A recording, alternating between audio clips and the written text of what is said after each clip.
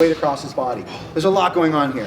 His roughness, maybe with body weight or heavier like we have. Okay, good. Jeff is a very strong and fit person. These are incredibly hard. This is all good. What's up guys, it's Jeff Chan from MMA Shredded and I'm here with Ben, my personal trainer, and today he's going to be putting me through some exercises to develop power in the hip and rotation for striking. So if you like this video, please remember to like, comment, share, subscribe, and of course check out Ben's channel. So we're going to start with one of my favorite warm-ups. I think this is really applicable for a wide variety of people. It's bear crawls. We're going to get Jeff to do a forward crawl and a backward crawl. And I like crawls because there's no perfect way to do them. You don't need to be super technical. They're available to like loads of different people unless you have something going on maybe with a wrist limitation. They create a lot of lactic acid. They're low tech. You can do this just about anywhere. Big fan of bear crawls. 2 more, Jeff.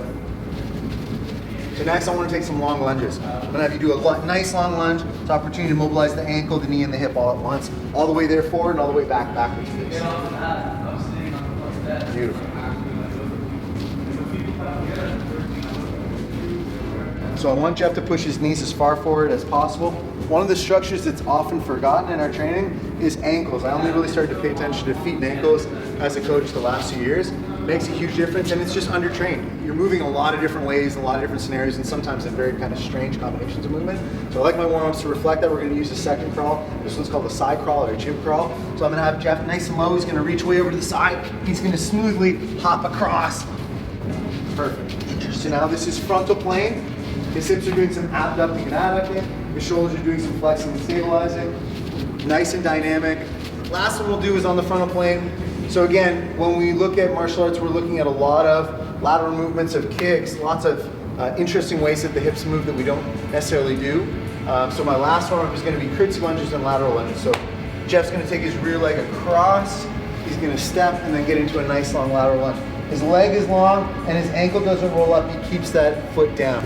So this starts to look like knees that we throw or high kicks that we might throw. And again, it's lateral line one. So medial glutes, adductors, obliques, all kinds of cool lateral body. So this is very stimulating for his nervous system. When we prep for something complex, let's say like a sparring class, it's not just your body that needs to be prepared, your reactions and your coordination are a big part of that too. And so we get those warm-ups as well. Good job. Simple but not easy, all right? We're gonna do a hip flexion drill. I'm gonna make Jeff basically do a sprint in the air, back and forth for 90 seconds. He's trying to lift his hips and hold that position. When you're ready, go ahead. Boom, okay, good. So there's a couple things happening here, and I got my timer going here. So we're building strength in an area that almost never gets trained, which is developing strength on the hip flexors. Very few of us, I would say 95% of us don't really develop hip flexor strength. We're doing things like squats and stuff, that strength isn't being created. The other thing that happens, when Jeff brings one leg up, come around here. When he brings his right leg up, this glute has to work really, really hard in hip extension. So our hips and glutes work together kind of like our bicep and tricep. They're in a relationship. Jeff, you got 45 seconds, you're doing great. Developing specific strength in the hips, not just kind of using them by accident, maybe when you kick or when you squat, but specifically going out of your way to develop strength in the hips. It can be a huge change when it goes to throwing your knees, throwing your kicks, or even things like throwing punches. The hips for so many people are a weak link, and then transferring power through your body is limited by the weakest link rather than the strongest link. You got 10 more seconds, young man. This is so much harder than it looks. Let's go, Jeff. Good. And 4, 3, 2, and 1. Great start. Next, we're going to do a variation of the split squat.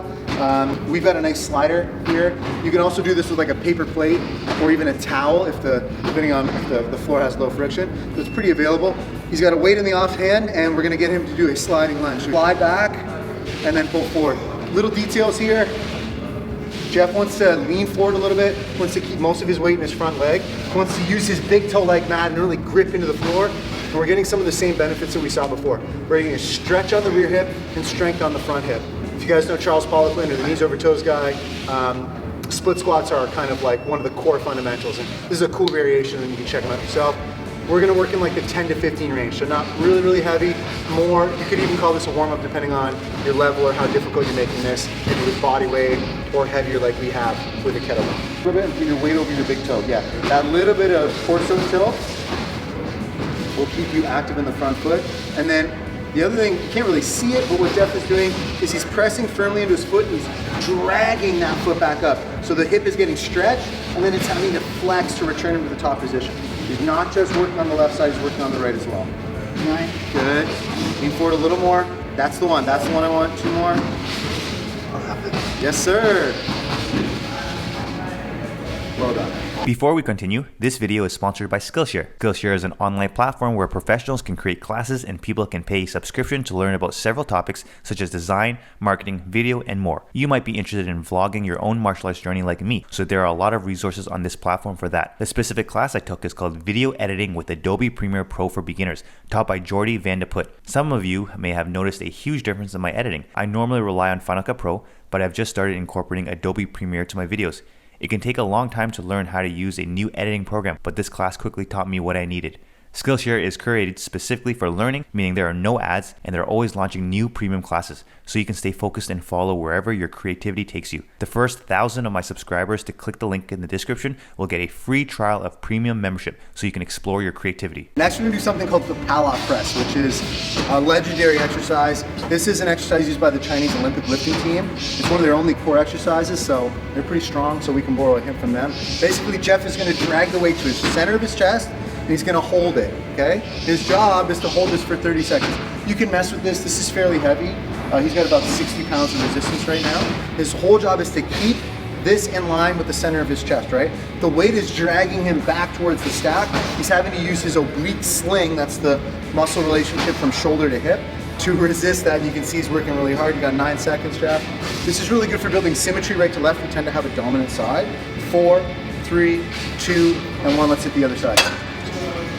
The other benefits here, a lot of the time we're training rotation, okay? We're creating strength, but especially in things like jiu-jitsu, you're often resisting rotation where maybe your opponent is trying to force you into a twist or break your posture. So the PALLOF press applies really, really well where you're able to resist their force, generate force of your own on the what's called the transverse or rotational plane. Jeff, 6 seconds, my man. It's pretty strong. 3, 2, and 1. Great job. Okay, I don't have a cool name for this one. I borrowed this from another coach named Tanner Kerr. It's an awesome movement, especially for martial arts. So what Jeff is going to do is basically going to throw a knee strike. He's going to lift his outside leg while he twists the weight across his body. There's a lot going on here. His right hip is extending, so you're going to see his right butt is flexing really hard. He's obviously using those obliques, he's using his pecs, he's using his serratus, and it doesn't take a genius to see how this translates to a martial arts strike. Whether it's punches, long knees, straight kicks like a Muay Thai tee. We're due about 10 or 12 on each side. Again, it's his outside leg that's lifting, his inside leg is stabilizing, and his torso is rotating explosively. So really cool, athletic way to train the core, rather than just laying on your back and hitting some crunches. This applies, in my opinion, to a lot of martial arts scenarios, especially striking scenarios. Nice job. Good, Mr. Chan. Okay guys, here's another favorite. So this is similar to the last one we saw. It's kind of a reorientation of the same drill. Jeff's gonna use a mace in this case, but you could use a couple of different things, maybe a barbell. Go ahead and grab the mace, and he's gonna grab it in an unbalanced manner. So move your hands down to this end. So the heavy end is way over here. He's gonna enter a hip bridge, so hips come up, and then the outside leg, so the lighter side is gonna lift. He's stabilizing and then twisting. Jeff, reach to the left, and then pull that weight back. Jeff is a very strong and fit person. These are incredibly hard. This is only a 25-pound mace, which doesn't sound like a lot. It's a lot. Let's get him to do 10 per side. So again, hip is stabilizing and extending, torso's working really, really hard. It's hard to make this guy work like that. Good. 8, I think. 9, one more. It's nasty, great job. Hey, let's see the other side. Transitioning is tricky, don't hit yourself. Good job. Yeah. Okay. Yeah, and so you can mitigate this. If you want to get it easier, you would widen your grip. If you want to make it harder, you would narrow your grip.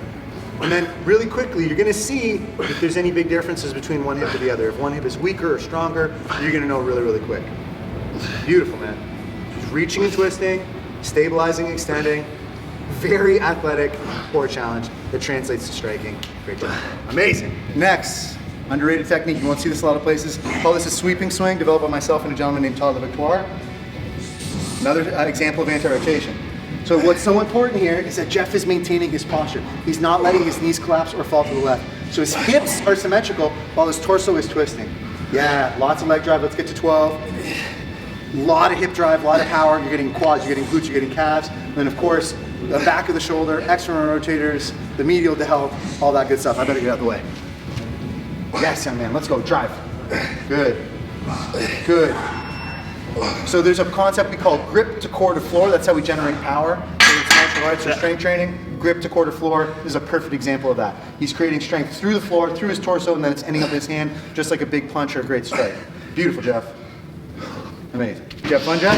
Yeah. That looked tough. That was fun. You Fun did exercise. did really well. So on the low end, if you're just getting into this stuff, something like 3 sets of those 5 exercises, you're gonna feel a big difference in your hips, your ability to rotate explosively. And I'd like to think that you'll notice when you go and hit the bag or throw some strikes with a friend, you're gonna feel that difference in power. Perfect.